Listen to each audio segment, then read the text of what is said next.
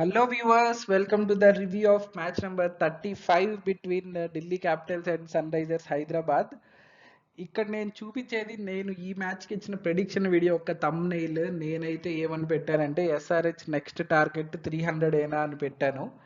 నేనైతే ఏదో థంబ్నెయిలే కదా ఊరికే పెడదాం పోయేదే ఉంది అన్నట్టు పెట్టాను 300. ఎందుకంటే మనకు తెలుసు ఇప్పటివరకు జరగనే లేదు ఎప్పుడో హిస్టరీలోనే. అండ్ అసలు 300 అనే స్కోర్ని క్రాస్ చేస్తారా, ఒక ఇంపాసిబుల్ టార్గెట్ అనేది.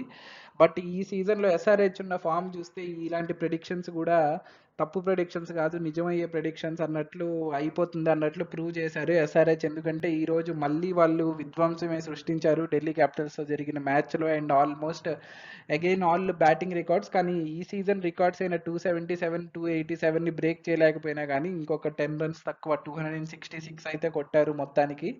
అండ్ ఆర్సీబీ 263 స్కోరు బ్రేక్ అవ్వడానికి 10 ఇయర్స్ పడితే ఈ ఒక్క ఐపీఎల్లోనే అది ఆల్రెడీ 4 సార్లు బ్రేక్ అయిపోయింది. అండ్ అందులో ఓన్లీ ఎస్ఆర్హెచ్ టీమే 3 టైమ్స్ బ్రేక్ చేసింది ఆ రికార్డ్ని, అండ్ కేకేఆర్ టీం ఒకసారి బ్రేక్ చేసింది. సో ఈ సీజన్ అయితే మొత్తం ఈ ఇంపాక్ట్ ప్లేయర్ వల్ల రూల్ ఏమో కానీ బ్యాటింగ్ పిచ్చెస్ కానీ ఏమో తెలియట్లేదు, కానీ మొత్తానికైతే భారీ స్కోర్స్ నమోదు అవుతున్నాయి.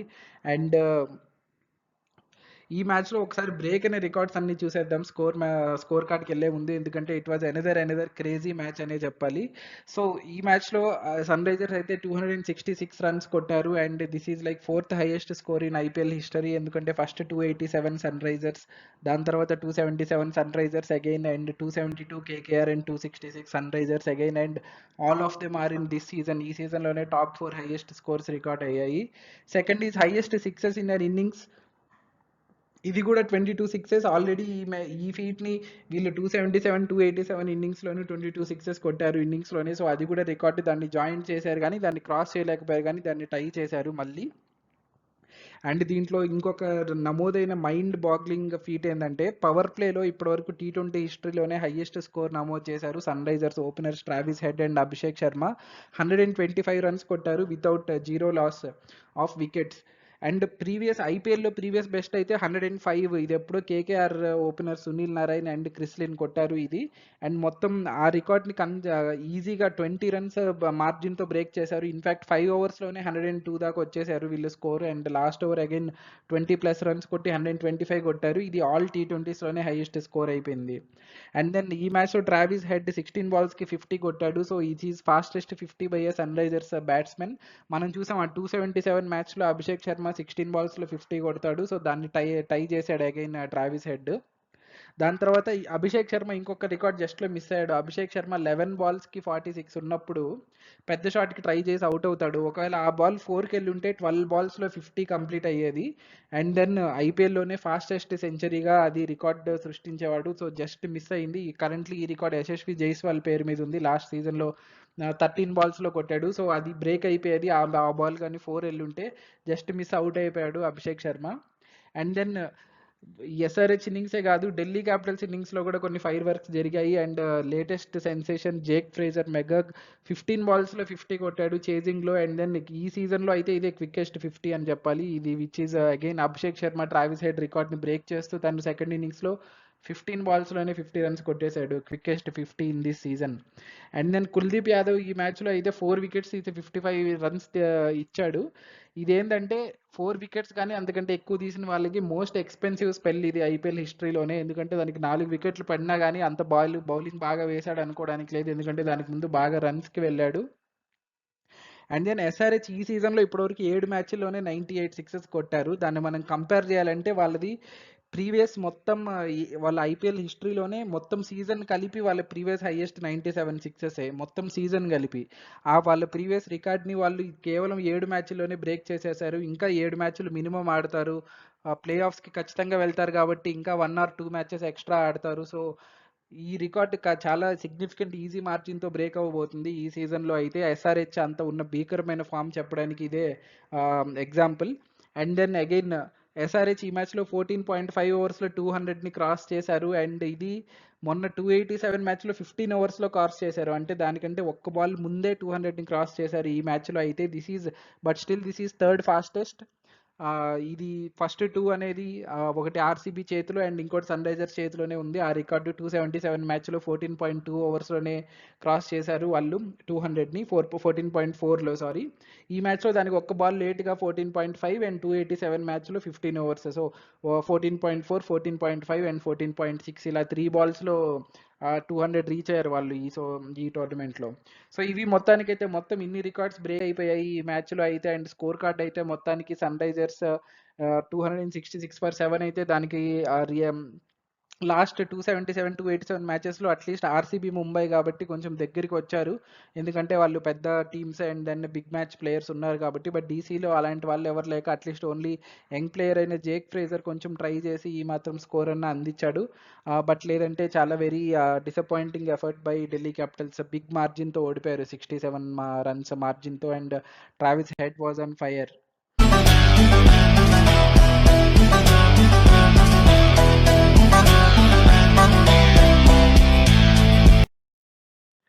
సో ఈ మ్యాచ్ డీటెయిల్ రివ్యూలోకి వెళ్ళిపోదాం. సో మొత్తగా అయితే టాస్ గెలిచింది రిషబ్ పంతే and Delhi Capitals captain. And బ్యాటింగ్కి ఎందుకు ఇచ్చాడో ఎస్ఆర్హెచ్ అయితే చాలా పూర్ డెసిషన్ అని చెప్పాలి. ఎందుకంటే ఎస్ఆర్హెచ్ మనం ఉన్న ఫామ్లో చూస్తున్నాం, ఫస్ట్ బ్యాటింగ్ ఇస్తే దంచి కొడుతున్నారు అసలు ఎవ్రీ మ్యాచ్. అండ్ దెన్ మళ్ళీ వాళ్ళకి లాస్ట్ మ్యాచ్ ఫస్ట్ బ్యాటింగ్ ఇచ్చి 287 కొట్టించుకున్నారు ఆర్సీబీ. అండ్ అదే రిపీట్ చేశాడు రిషబ్ పంత్. మేబీ తన రీజన్ ఏంటంటే వాళ్ళు ఎంత బ్యాటింగ్ అయిపోయినా 220, 230 కొట్టినా సెకండ్ ఇన్నింగ్స్లో డ్యూ వస్తుంది, మేము చేయగలుగుతాం అన్న కాన్ఫిడెన్స్తో ఉన్నట్టు చెప్పాడు. థింకింగ్ అయితే కరెక్టే, బట్ 220, 230కి ఆపగలిగే బౌలింగ్ వాళ్ళకు ఉందా అన్నది అంచనా వేసుకోలేకపోయారు కరెక్ట్గా. ఎందుకంటే కేకేఆర్ ఆల్రెడీ 272 కొట్టింది ఢిల్లీ క్యాపిటల్స్ బౌలర్స్ పైనే. సో వాళ్ళ బౌలింగ్ కొంచెం పెద్ద టోటల్ ఆల్రెడీ ఇచ్చింది. సో దాన్ని కన్సిడర్ చేయకుండా బౌలింగ్ ఫస్ట్ అనేది పూర్ డెసిషన్ అని చెప్పాలి.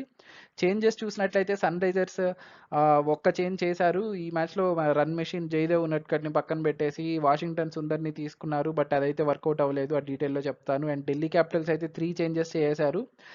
ఇంజురీ వల్ల లాస్ట్ మ్యాచ్ మిస్ అయినందువల్ల డేవిడ్ వార్నర్ టీంలోకి వచ్చాడు. సో షై హోప్ని టీంలోంచి తీసేశారు. And then Ishant Sharma slight నిగుల్తో జస్ట్ మ్యాచ్కి 5 minutes ముందే బయటకు వెళ్ళిపోయాడని పంత్ చెప్పాడు. సో తన ప్లేస్లో ఫాస్ట్ బౌలర్ ఆండ్రిక్ నోకియాని తీసుకున్నారు. And then all rounder Sumit Kumar బదులు ఆల్రౌండర్ లలిత్ యాదవ్ని తీసుకున్నారు. సో 3 చేంజెస్ అయితే చేసేశారు ఢిల్లీ క్యాపిటల్స్. అండ్ ఫస్ట్ బ్యాటింగ్కి దిగిన సన్ రైజర్స్ పవర్ ప్లేలోనే అర్థమైపోయింది వాళ్ళు ఈ రోజు అయితే 300కి ఖచ్చితంగా ట్రై చేస్తున్నారు అనేసి. ఎందుకంటే 3 ఓవర్స్కి 50 క్రాస్ చేసింది స్కోర్. 3 ఓవర్స్కి 60 క్రాస్ చేసింది. ఇన్ఫ్యాక్ట్ 5 ఓవర్స్కి 100 క్రాస్ చేసింది. పవర్ ప్లే అయితే 125, highest power play score in the T20 history. And నేనైతే ఖచ్చితంగా 300 వస్తుంది అని అనుకున్నాను ఈ మ్యాచ్కి. బట్ నెక్స్ట్ 4 ఓవర్స్లో మ్యాచ్ అయితే కొంచెం టర్న్ అయింది. ఏం చెప్పాలంటే వీళ్ళు 4 వికెట్స్ లూజ్ అయిపోయారు 6 పవర్ ప్లే అయిపోయిన వెంటనే. సో అభిషేక్ శర్మ మొత్తానికి నేను చెప్పినట్టు 50 రికార్డ్ మిస్ అయ్యాడు. 12 బాల్స్కి 46 కొట్టి అవుట్ అయిపోయాడు. అండ్ దెన్ వెంటనే కుల్దీప్ యాదవ్ ఒకే ఓవర్లో అభిషేక్ శర్మ అండ్ ఎయిడెన్ మార్క్రమ్ని కూడా అవుట్ చేశాడు. So good bowling by Kuldeep Yadav ఈ క్రీజ్లో ఈ స్టేజ్లో.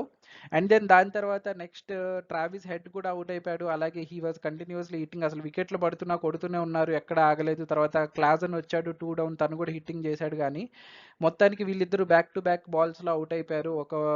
ఒక 8th ఓవర్ లాస్ట్ బాల్కి ట్రావిస్ హెడ్ 32 బాల్స్కి 89 రన్స్ కొట్టి అవుట్ అయిపోతే నెక్స్ట్ 9th ఓవర్ ఫస్ట్ బాల్కి హెన్రిక్ క్లాజన్ బౌల్డ్ అయిపోయాడు అక్షర్ పటేల్ బౌలింగ్లో. సో మొత్తానికి నెక్స్ట్ 4 ఓవర్స్కి 10 ఓవర్స్కి అయితే స్కోర్ 158 ఉంది, ఎక్కడో ఉంది స్కోర్. బట్ 4 వికెట్లు కోల్పోయారు. ఈ 6th to 10 ఓవర్స్లో జస్ట్ 33 రన్స్ కొట్టి 4 వికెట్స్ కోల్పోయారు. సో ఇదొక బ్యాడ్ ఫేస్ సన్ రైజర్స్కి.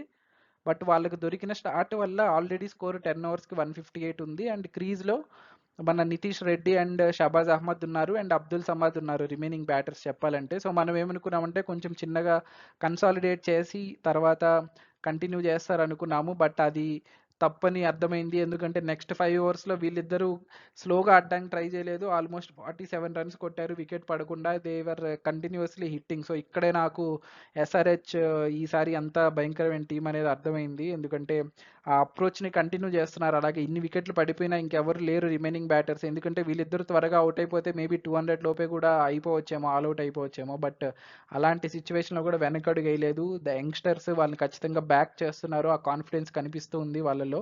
మొత్తానికి 15 ఓవర్స్కి 205కి వెళ్ళిపోయింది స్కోర్. అండ్ దెన్ ఇంకా అర్థమైపోయింది, ఎందుకంటే ఈ లాస్ట్ 5 ఓవర్స్ని అయితే వీళ్ళు మేనేజ్ చేయగలరు. షహబాజ్, నితీష్ అండ్ అబ్దుల్ సమాద్ చూసాం లాస్ట్ మ్యాచ్ 287 మ్యాచ్లో ఎలా కొట్టాడో.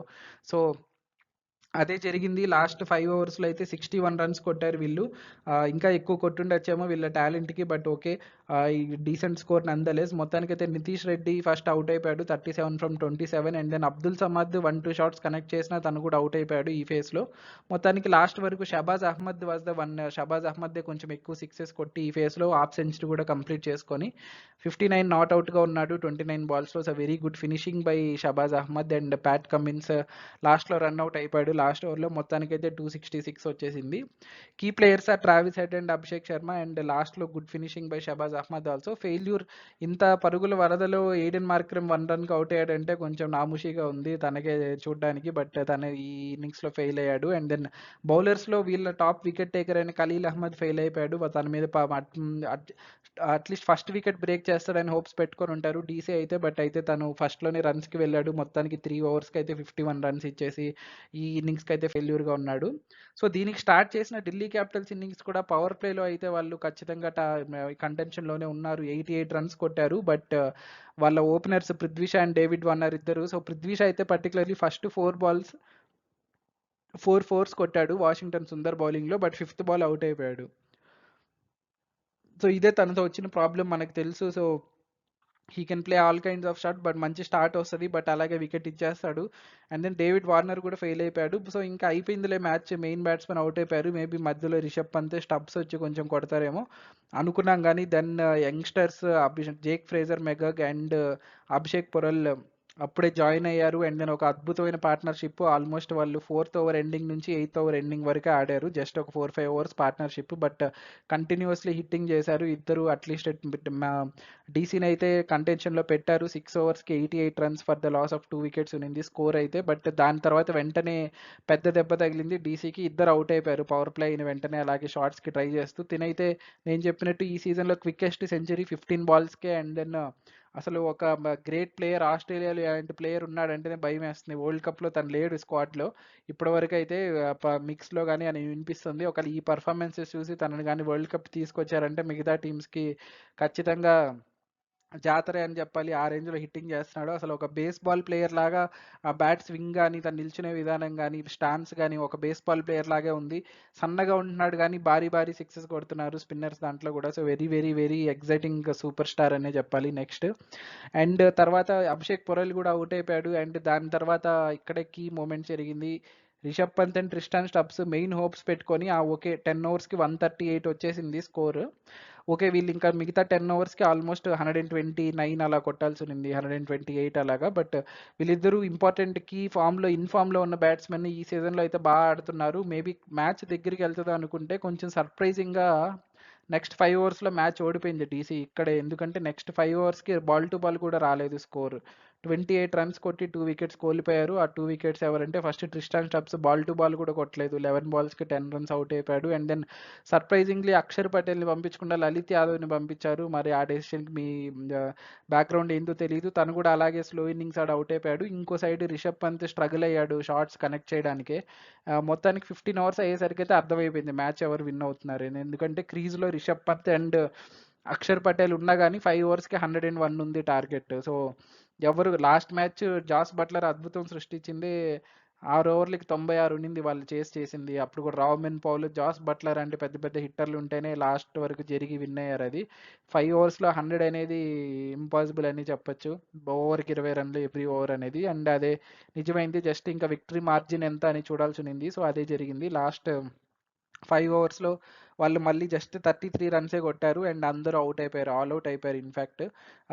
20 ఓవర్స్ ఆడలేదు. 19.1 ఓవర్స్‌కి ఆల్ ఔట్ అయిపోయారు. సో 4 ఓవర్స్‌లో 33 రన్స్ కొట్టి 4 వికెట్స్ లూజ్ అయిపోయారు. అక్షర్ పటేల్, ఆండ్రిచ్ నోకియా, కుల్దీప్ యాదవ్ అందరూ ఇన్‌ఫాక్ట్ ఒకే ఓవర్‌లో నటరాజన్ ఔట్ చేశాడు. అండ్ దాని తర్వాత లాస్ట్‌లో రిషబ్ పంత్ కూడా లాస్ట్ వికెట్‌గా వెనుదిరిగాడు. లాస్ట్ ఓవర్ ఫస్ట్ బాల్‌లో మొత్తానికైతే 199కి ఆల్ ఔట్ అయిపోయి 67 రన్స్‌తో ఓడిపోయారు Delhi Capitals. Key performers Jake Fraser McGurk చెప్పక్కర్లేదు. అండ్ వాళ్ళ పార్ట్నర్‌షిప్పే టీమ్‌లో ఉంచింది అభిషేక్ పొరేల్ కూడా. ఫెయిల్యూర్ అంటే డేవిడ్ వార్నర్ ఇలాంటి చేజ్‌లో మేబీ డేవిడ్ వార్నర్ కూడా మంచి స్టార్ట్ ఇచ్చినుంటే ఇంకొంచెం ఈజీ క్లోజ్ అయ్యేదేమో మ్యాచ్. బట్ డేవిడ్ వార్నర్ 1 రన్‌కే ఔట్ అయిపోయాడు. And Rishabh Pant in fact second highest run scorer in the innings 44 and 35. But ఫెయిల్యూర్స్‌లో ఎందుకు పెట్టానంటే ఖచ్చితంగా Rishabh Pant and Tristan Stubbs partnership వల్లే వాళ్ళు మ్యాచ్ ఓడిపోయారు. టర్న్ అయింది వీళ్ళ సైడ్ నుంచి. ఎందుకంటే చాలా స్లోగా పార్ట్నర్షిప్ అక్కడ. ఎందుకంటే అప్పటి వరకు వాళ్ళు ఏమి బ్యాగేజ్ లేకుండా ప్రెజర్ లేకుండా ఫ్రీగా హిట్టింగ్ చేస్తుంటే వీళ్ళు మేబీ గెలుస్తాము అన్న థాట్ వచ్చినప్పుడే ప్రెజర్ స్టార్ట్ అవుతుందేమో జనాలకి. సో అప్పటి వరకు గెలవంలే అన్న ఒక ట్రై చేద్దాము అన్న కాన్ఫిడెన్స్తో ఆడిన వాళ్ళు గెలుస్తామేమో అన్న థాట్ మైండ్లోకి వచ్చేసరికి ప్రెషర్ ఎక్కువ ఫీల్ అయిపోయి షార్ట్స్ అయితే వెళ్ళలేదు. ఇంటెంట్ ఉన్నింది కానీ పెద్దగా సిక్సెస్ కొట్టడానికి అయితే నాకు ట్రై చేసినట్లు అనిపించలేదు. మొత్తానికైతే Rishabh Pant was definitely a failure and ఈ ఇన్నింగ్స్ అయితే డెఫినెట్లీ. సో డిసైడింగ్ మూమెంట్స్ చెప్పాలంటే సో ఫస్ట్ వచ్చేసి ఓపెనింగ్ పార్ట్నర్షిప్ అయ్యా పవర్ ప్లేకి 125 రన్స్ అండ్ వీళ్ళ పార్ట్నర్షిప్ 38 వాళ్ళకి 131 రన్లు కొట్టారు. సో తను అవుట్ అయ్యే టైంకి అభిషేక్ శర్మ అవుట్ అయ్యే టైంకి అసలు ఏంది అది ఆల్మోస్ట్ అసలు ఏంది మొత్తం ఒక ఇన్నింగ్సే 300+ స్ట్రైక్ రేట్ ఉందంటే 100+ పార్ట్నర్షిప్ది అసలు మైండ్ బ్లోయింగ్ ఇన్నింగ్స్. అసలు చరిత్రలో నిలిచిపోయే ఇన్నింగ్స్ అని చెప్పాలి. ఎప్పటికి గుర్తుంటుంది అలాంటి మూమెంట్ ఇది. సెకండ్ ఈజ్ క్లాజన్ అవుట్ అయిపోయిన తర్వాత 4 వికెట్స్ పడ్డాక అండ్ దెన్ మనం ఇంకా అనుకున్నాము 10 ఓవర్స్కి 160 ఉన్నా కూడా వీళ్ళు లాస్ట్ 10 ఓవర్స్కి మేబీ మిగతా వాళ్ళంతా అలా అటు ఇటు కొట్టి ఒక 70-75 అలా కొట్టి 235 అలా తీసుకొస్తారేమో అనుకున్నాం. కానీ షబాజ్ మంచి ఫినిషింగ్ చేసి 30 బాల్స్కి 60 ఆల్మోస్ట్ కొట్టి మంచి స్కోర్ వచ్చి ఇంకా పెద్ద స్కోర్ వచ్చేలాగా చేశాడు ఎస్ఆర్హెచ్కి. అండ్ ఆర్సీబీ ఎందుకు వదిలేశారు షహబాజ్ అహ్మద్ని? ఇప్పటికన్నా ఏదో ఒకటి చెప్పండి అయ్యా ఎవరన్నా. బట్ మైండ్ బ్లోయింగ్ అదైతే. షహబాజ్ అహ్మద్ని మయాంక్ డగర్ని ట్రేడ్ చేసుకున్నారు, ఎందుకన్నది మనకు తెలీదు. అండ్ దెన్ సెకండ్ ఇన్నింగ్స్లో అయితే ఓన్లీ డిసైడింగ్ మూమెంట్ వీళ్ళ పార్ట్నర్షిప్. సో నేను చెప్పినట్టు ఫస్ట్ 2 వికెట్స్ పడిపోయాక గివ్అప్ చేయకుండా మంచి 5 ఓవర్స్లోనే 84 రన్స్ కొట్టారు వీళ్ళిద్దరు పార్ట్నర్షిప్. అండ్ ఇద్దరు youngsters just 20 years 21-22 years age ఇద్దరికి. అండ్ దెన్ ఇద్దరు ఆ రేంజ్లో పర్ఫామ్ చేశారంటే వెరీ వెరీ డిసైడింగ్ మూమెంట్స్. దాన్ని క్యారీ ఫార్వర్డ్ చేయలేకపోయారు. అండ్ దెన్ వీళ్ళ ఇన్నింగ్స్ సో నేను చెప్పినట్టు 10 ఓవర్స్కి 138 ఉంటే ఆ స్టేజ్లో వీళ్ళిద్దరు కలిసి బాల్ టు బాల్ కూడా పార్ట్నర్షిప్. సో ఆల్మోస్ట్ 4 ఓవర్స్ ఆడి ఒక్క బౌండరీ కూడా లేకుండా 19 రన్స్ కొట్టారు. సో అక్కడే మొత్తం వీళ్ళది ట్రాక్ తప్పిపోయింది అండ్ అక్కడే మెయిన్ మ్యాచ్ ఓడిపోయారు. So this is the main reason ఈ పార్ట్నర్షిప్ వీళ్ళు అట్లీస్ట్ దగ్గరికి వెళ్ళకపోవడానికి. Super man undoubtedly Travis Head. ఆ ఇన్నింగ్స్ నీకు దండం భయ్యా, అసలు ఆ రేంజ్లో ఆడాడు. ఇన్నింగ్స్ అయితే అసలు ఫస్ట్ ఓవర్లోనే అర్థమైపోయింది తన ఇంటెంట్ అండ్ క్లియర్లీ అసలు కొన్ని మైండ్ బ్లోయింగ్ షాట్స్ అయితే. బ్యాట్మెన్ చెప్పాలంటే కొంచెం అండర్ రేటెడ్ పర్ఫార్మెన్స్ అయితే నటరాజన్ ఇచ్చాడు. ఇంత అందరూ ఈ రేంజ్లో బ్యాటింగ్ చేస్తుంటే తనైతే 4 ఓవర్స్కి జస్ట్ 19 రన్స్ ఇచ్చి 4 వికెట్స్ కూడా తీశాడు. అండ్ ఆ 4 wickets of course last 19th ఓవర్లో వచ్చాయి. మనం పెద్ద పట్టించుకోవాల్సిన ఇంపార్టెన్స్ వికెట్స్ ఏం కాదు, అప్పటికే మ్యాచ్ ఓడిపోతారని అర్థమైపోయింది. బట్ స్టిల్ రన్స్ కూడా ఇవ్వలేదు. అండ్ ప్రస్తుతానికి మన వరల్డ్ కప్ ప్రాస్పెక్ట్స్ చూసుకుంటే బుమ్రా, హర్షదీప్ పేర్లు మాత్రం వినిపిస్తున్నాయి. మిగతా ఫాస్ట్ బౌలర్లు ఎవరని అందరూ మయాంక్ యాదవ్ అంటారు, సిరాజ్ అంటారు, మోసిన్ ఖాన్ అంటారు. బట్ స్టిల్ నన్ను అడిగితే నటరాజన్ కూడా ఉంటాడు ఈ కండిషన్లో డెఫినెట్లీ. ఎందుకంటే is bowling very well every match. At least death ఓవర్స్లో అండ్ మిడిల్ ఓవర్స్లో ఆ కట్టర్స్ కానీ is bowling very well. So Natarajan ఇలాగే పర్ఫామ్ చేస్తే ఖచ్చితంగా వరల్డ్ కప్ కంటెన్షన్లోకి అయితే వచ్చేస్తాడు. అండ్ ఈ మ్యాచ్ తర్వాత పాయింట్స్ టేబుల్ ఎలా ఉంది అని చెప్తే సన్ రైజర్స్ సెకండ్ ప్లేస్కి వచ్చేసారు సక్సెస్ఫుల్లీ. వాళ్ళ నెట్ రన్ రేట్ కూడా పెరుగుతుంది. 7 మ్యాచ్ల్లో 5 విన్స్తో సెకండ్ ప్లేస్లో ఉన్నారు. ఇన్ఫ్యాక్ట్ ఆ ఫస్ట్ మ్యాచ్ వాళ్ళు గెలవాల్సిన మ్యాచ్ కేకేఆర్ పైన ఆ చేజింగ్లో. సో లాస్ట్ ఓవర్ మనకు తెలుసు క్లాజన్ అవుట్ అయిపోతాడు అండ్ దెన్ జస్ట్ ఓడిపోతారు లాస్ట్ వరకు వచ్చి. అది కూడా గెలిచుంటే టాప్లో ఉండేవాళ్ళు సన్ రైజర్స్. సో ఆ రేంజ్లో ఇస్తున్నారు పర్ఫార్మెన్స్ వీళ్ళు. అండ్ ఢిల్లీ క్యాపిటల్స్ ఓడిపోయి 8 మ్యాచెస్లో ఆల్మోస్ట్ 5 లూజెస్, అంటే సెకండ్ హైయెస్ట్. ఆర్సీబీ తర్వాత ఎక్కువ మ్యాచ్లు ఓడిపోయింది పంజాబ్ అండ్ ఢిల్లీ క్యాపిటల్స్. ఇప్పుడు లాస్ట్ మ్యాచ్లో ఎంత నెట్ రన్ రేట్ గెయిన్ చేసుకున్నారో దాంట్లో సగం నెట్ రన్ రేట్ కోల్పోయారు. మళ్ళీ మొత్తానికైతే 7th వెళ్ళిపోయారు 6th నుంచి. సో వీళ్ళు నెట్ రన్ రేట్ పడిపోవడం వల్ల ముంబై పైకి వచ్చింది వీళ్ళకంటే ఇప్పుడు మొత్తానికి. సో ఢిల్లీ క్యాపిటల్స్కి చాలా డిసప్పాయింటింగ్ మ్యాచ్. సో ఇది ఈ మ్యాచ్ రివ్యూ అయితే. సో మొత్తానికి ఈ వీడియో నచ్చినట్టయితే ప్లీజ్ మీరు లైక్ చేయండి అండ్ కామెంట్ చేయండి. అండ్ నా ఛానల్లో ఫస్ట్ టైం వీడియో చూస్తున్నట్లయితే ప్లీజ్ సబ్స్క్రైబ్ చేసుకోండి. Thank you for watching. Take care. Bye.